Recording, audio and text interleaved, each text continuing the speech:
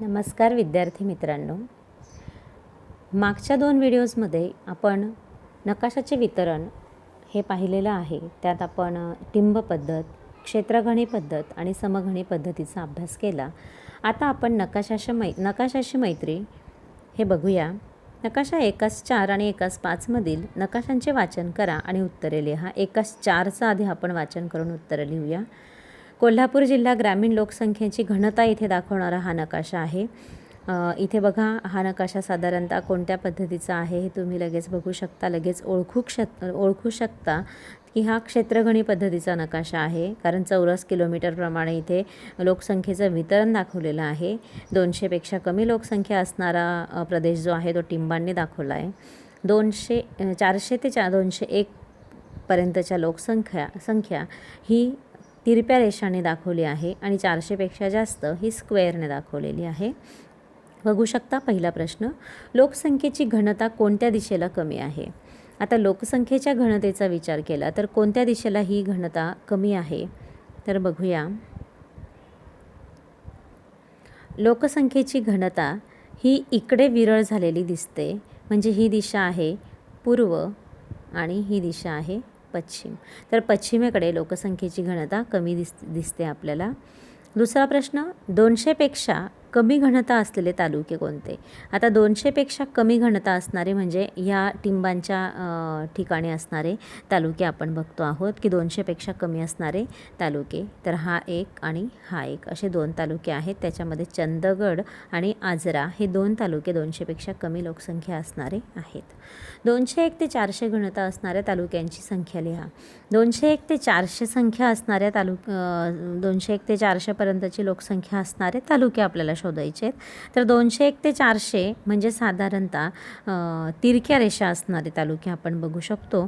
तर तिरकस रेषा असणारे तालुके आहेत एक राधानगरी आणि दुसरा म्हणजे गारगोटी. हे 2 तालुके तिरकस रेषा असणारे आहेत. नंतर पुढचा प्रश्न, 400पेक्षा जास्त लोकसंख्या असणारे तालुके. आता 400पेक्षा जास्त लोकसंख्या असणारे तालुके आपण इथे बघू शकतो की त्याच्यामध्ये आपल्याला स्क्वेअर दिसतो आहे. हा एक पन्हाळा आहे, हातकणंगले आहे, कोल्हापूर स्वतः आहे, कागल आहे, शिरोळ आहे आणि गडिंग्लज आहे. तर हे तालुके जे आहेत ते 400पेक्षा जास्त लोकसंख्या असणारे तालुके आपल्याला दिसत आहे. आता लोकसंख्येची घनता जास्त असलेले तालुके साधारणतः कोणत्या दिशेस आहेत? तर जिल्ह्याच्या कोणत्या दिशेला हे तालुके आहेत याचा जर विचार केला तर लोकसंख्येची घनता जास्त असणारे तालुके आपल्याला बघायचे. तर घनता जास्त असणारे तालुके हे ईशान्य दिशेला जास्तीत जास्त आपल्याला दिसत आहे. ईशान्य दिशा आहे ही ईशान्य दिशेला जास्त घनता असणारे तालुके आहेत. कोणती पद्धत वापरून हा नकाशा काढला आहे? तर मी आधीच तुम्हाला सांगितलं, क्षेत्रगणी पद्धत वापरून हा नकाशा काढलेला असू शकतो. हे 5 प्रश्नांची उत्तरं आपण अतिशय साध्या पद्धतीने देऊ शकतो. इकडे पर्जन्यमानाचा नकाशा आहे. कोल्हापूर जिल्ह्यातील साधारणतः सरासरी पर्जन्य तिथे दाखवलेलं आहे. तर बघूया आपण इथे सूचीमध्ये 600, 1200, 1800 आणि 2400 असे पर्जन्याचे मिलीमीटरमध्ये अंक दिलेले आहेत. आणि इथे आपण बघू शकता 2400, 1800, 1200 आणि 600 अशा अंकांची मिलीमीटरमध्ये इथे तुम्ही बघू शकतात की समान पर्जन्य असणारे जोडणारे ठिकाणं इथे जोडलेले आहेत रेषांनी. पहिला प्रश्न, जिल्ह्याच्या कोणत्या दिशेस पर्जन्यमान जास्त आहे? तर जिल्ह्याच्या कोणत्या दिशेला पर्जन्यमान जास्त आहे ह्याचं उत्तर आपण बघू शकतो की हे डार्क रेषा 2400 पर्जन्य दाखवणारे आहे. डार्क कलर, हा ब्ल्यू कलर डार्क असणारा हा एक विभाग आपण बघू शकतो. ही दिशा आहे पश्चिम दिशा. पश्चिम दिशेला पर्जन्यमान जास्त आहे हे आपण बघू शकतो. दुसरा प्रश्न, पर्जन्यमान कोणत्या दिशेने कमी होत जाते? तर पर्जन्यमान हे पूर्व दिशेने कमी होत जाते हे आपण पाहतो आहे. जिल्ह्यातील कमी पर्जन्याचा वर्ग कोणता? तर कमी पर्जन्याचा वर्ग आपण अगदी इझिली बघू शकतो की इथे दिसतं आहे 600 हा कमी पर्जन्याचा वर्ग आहे. जिल्ह्यातील जास्त पर्जन्याचा वर्ग आहे आपण इझिली बघू शकतो की 2400 हा जास्त पर्जन्याचा वर्ग आहे. आणि कोणती पद्धत आहे ही? तर समान उंचीच्या ठिकाणांना, समान पर्जन्याच्या ठिकाणांना जोडणाऱ्या रेषा या समघणी पद्धतीने वापरलेल्या असतात. तर हा समघणी पद्धतीचा नकाशा आहे. आता आपण टिंब पद्धतीचा नकाशा तयार करूया. त्यासाठी खालील कृती करूया. आपण सर्वप्रथम टिंब पद्धतीचा नकाशा पाहिलेला होता. त्या टिंब पद्धतीचा नकाशा आपल्याला स्वतः तयार करायचा आहे. आता तुम्हाला एक साधं गायडन्स देते आणि तुम्ही हा नकाशा स्वतः तयार करू शकाल 100%. आकृती 1:6 मधील नंदुरबार जिल्ह्याचा नकाशा काळजीपूर्वक पहा. तो केवळ कागदावर किंवा ट्रेसिंग पेपरवर तालुका व जिल्हा सीमांसह काढा. म्हणजे बघा, आता हा नंदुरबार जिल्ह्याचा नकाशा आहे. हा असाच्या असं तुम्हाला काढायचा आहे. तुम्हाला स्वतः काढता येत असेल तर उत्तमच, नाहीतर मग ट्रेसिंग पेपरने आपण कागदावर हा नकाशा काढू शकतो. हा आधी आपल्याला काढायचा आहे. काळजीपूर्वक पहा. आता नकाशासोबतचा लोकसंख्येचा तक्ता पहा. या तक्त्यातील सांख्यिकीय माहितीच्या आधारे कमीत कमी व जास्तीत जास्त मूल्य विचारात घेऊन टिंबांची संख्या ठरवा. आता बघा, इथे ही माहिती दिलेली आहे. ग्रामीण लोकसंख्या तालुकानिहाय माहिती आहे. अक्कलकुवा 2,15,974 आहे. अक्राणी 1,89,661 आहे. अशा पद्धतीने सगळ्या तालुक्यांच्या लोकसंख्या आपण बघू शकतो इथे.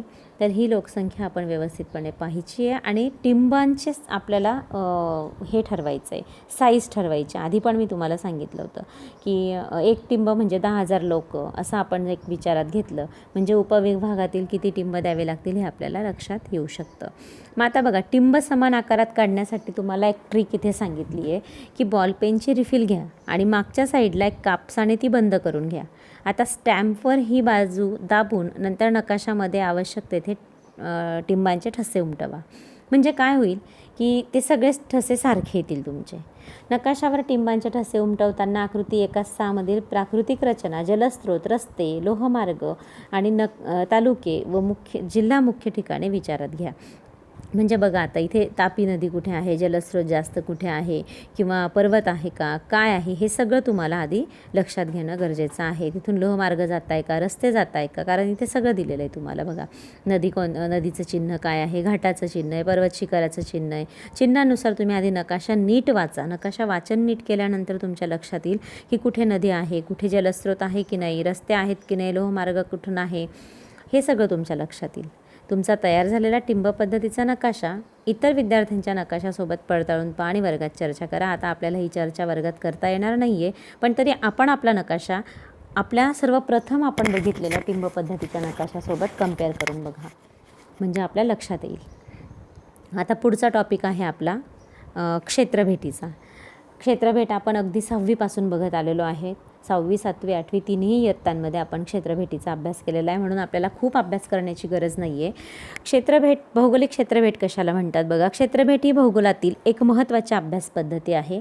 भौगोलिक संकल्पनांना व घटकांचा प्रत्यक्ष अनुभव क्षेत्रभेटीने घेता येतो. मानव आणि पर्यावरण यांच्यातील सहसंबंध जाणून घेण्याच्या दृष्टीने भौगोलिक क्षेत्रभेटी अत्यंत उपयुक्त असतात.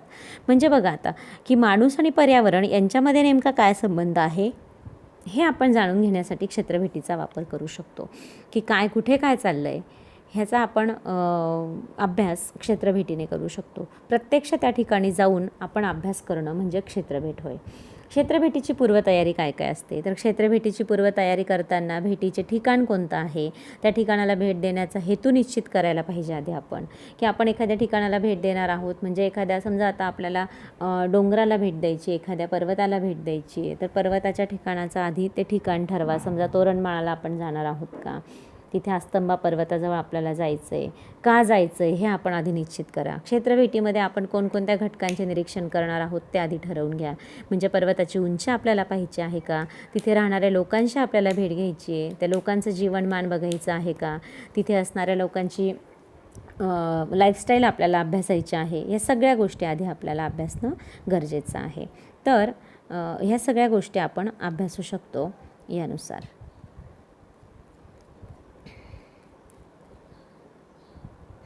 आता अशा पद्धतीने आपण ह्या सगळ्या गोष्टी अभ्यासू शकतो क्षेत्रभेटीनुसार. त्यानंतर ज्या ठिकाणी आपण भेट देणार आहोत त्या ठिकाणचा नकाशा आणि तेथे जाण्याचा मार्गाचा नकाशा याचा अभ्यास आपल्याला करावा लागेल. आपण कुठे भेट देतो आहोत, ते ठिकाण कुठे आहे, तिथून जाण्याचा रस्ता कसा आहे, किंवा क्षेत्रभेटीच्या ठिकाणाचं अंतर, तेथे जाण्याच्या वाहतुकीचे मार्ग, वाहतुकीची साधने आणि क्षेत्रभेटीसाठी लागणारा वेळ या संदर्भात नियोजन केलं पाहिजे.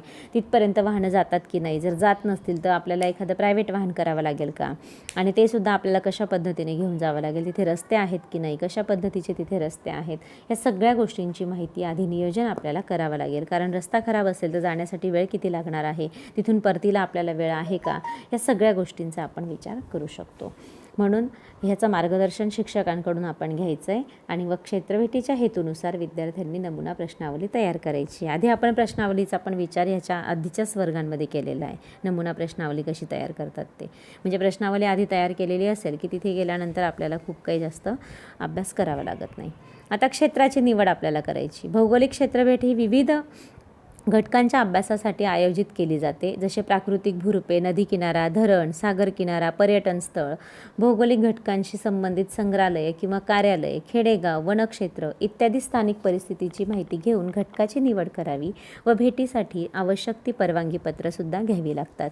की नुसतं उठलं आणि सुटलं लगेच आपण सहलीला गेलो किंवा तिथे जाऊन आपण भेटू देऊन आलो असं नाही चालत, तर तिथे आपल्याला आधी परवानगीपत्र घ्यावं लागतं. क्षेत्रभेटीसाठी नोंदवही, नमुना प्रश्नावली, पेन, पेन्सिल, मोजपट्टी, टेप, होकायंत्र, नमुना गोळा करण्यासाठी पिशवी, नकाशा, कॅमेरा, दुर्बीण इत्यादी सगळ्या वस्तू आपल्याला जवळ असाव्या लागतात, बरोबर घ्याव्या लागतात. म्हणजे आपल्याला आधी एक पत्र हवं असतं, परवानगीपत्र, की आम्ही इथे येऊ का भेट द्यायला, किंवा आम्हाला इथे प्रश्नांची उत्तरं देण्यासाठी कोणी असेल का, ह्या सगळ्यांचा आधी आपल्याला आढावा घ्यावा लागतो आणि ही सगळी वस्तू आपल्याजवळ असाव्या लागतात. काय काळजी घ्यायला पाहिजे क्षेत्रभेटीसाठी, तर क्षेत्रभेटीला जाताना स्वतःची आणि इतरांची सुरक्षितता पाहणं सगळ्यात जास्त गरजेचं आहे. म्हणजे काय की क्षेत्रभेटी दरम्यान शिक्षकांच्या सूचनांचे पालन तुम्ही करणं जास्त गरजेचं आहे. दुर्गम अनोळखी ठिकाणी एकटं अजिबातच जायचं नाही आहे. क्षेत्रभेटीच्या परिसरात वावरताना स्थानिक लोकांशी संपर्क साधून तेथील परिस्थितीचा आढावा तुम्हाला घ्यायचा आहे आणि क्षेत्रभेटी दरम्यान आपल्याकडून तेथील पर्यावरणाचं नुकसान होणार नाही याची सगळ्यात जास्त काळजी आपल्याला घ्यायची आहे आणि आपत्कालीन स्थितीसाठी प्रथमोपचार पेटी आपल्याला बरोबर ठेवावी लागणार आहे. आपण ज्या ठिकाणी जाणार आहोत तिथे अजिबातच त्या ठिकाणाचं, तिथल्या पर्यावरणाचं आपल्याकडून नुकसान होणार नाही, ही सगळ्यात महत्त्वाची बाब आपल्याला इथे लक्षात घ्यायची आहे. आणि प्रथमोपचार पेटी म्हणजे अचानकच कुठलं काही संकट आपल्यावर आलं किंवा काही खरचटलं, लागलं, काही प्रॉब्लेम आला तर प्रथमोपचार पेटी आपल्यासोबत असणं आवश्यक आहे. आता अहवाल लेखन कसा करायचा, तुम्ही समजा क्षेत्रभेट करून आला आहात, एखाद्या क्षेत्राला भेट दिली आहे, तर क्षेत्रभेट पूर्ण झाल्यानंतर ह्या मुद्द्यांच्या आधारे तुम्हाला अहवाल लिहायचा आहे आणि तो अहवाल आता लिहून ठेवायचा आहे, कारण शाळा सुरू झाल्यानंतर मी तो चेक करणार आहे. त्याच्यामध्ये प्रस्तावना तुम्हाला लिहायची की कुठे कुठे तुम्ही क्षेत्रभेट देणार आहात, कुठे जाणार आहात, तिथला स्थान आणि मार्ग कसा निवडला आहे, कोणता मार्ग आहे तो, तिथे प्राकृतिक घटक कोणते कोणते आहेत, म्हणजे नदी आहे का, डोंगर दऱ्या काय आहेत, तिथे नेमकं प्राकृतिक घटकाचं तिथे तुम्हाला विवरण लिहायचं आहे. हवामान कसं आहे, तिथे खूप पाऊस पडत होता का, की खूप थंडी होती, कोरडं हवामान होतं, ते तुम्हाला लिहायचं आहे. तिथली लोकसंख्या किती होती हे तुम्हाला लिहायचं आहे. पर्यावरणीय समस्या आणि त्यावर उपायसुद्धा आपल्याला तिथे लिहायचे आहेत. आणि भूमी उपयोजन कसं आहे, तिथे कशा पद्धतीने तिथे खूप जास्त जागेवरती झाडं लावलेली आहेत का, की रेताड जमीन आहे, कोरडी जमीन आहे, शुष्क आहे, या सगळ्या गोष्टी तुम्हाला लिहून शेवटी निष्कर्ष काढायचा आहे. अशा पद्धतीने हे प्रकरण इथे आपलं संपलेलं आहे. प्रश्नांची उत्तरं लिहून ठेवायची आहेत. धन्यवाद. पुन्हा भेटूया पुढच्या प्रकरणासाठी.